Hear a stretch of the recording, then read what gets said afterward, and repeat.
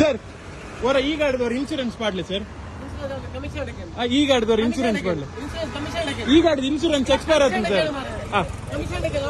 K19G1023 ಗಾಡಿದ insurance expire sir. KJD ಬರ್ತೀನಿ, KJD Karnataka government elect ಬರ್ತೀನಿ. ಅವು ಎಂಕುಲು ಕಟ್ಟಂತ ಗವರ್ಮೆಂಟ್ ಕಟ್ಟ ಕಮಿಷನ್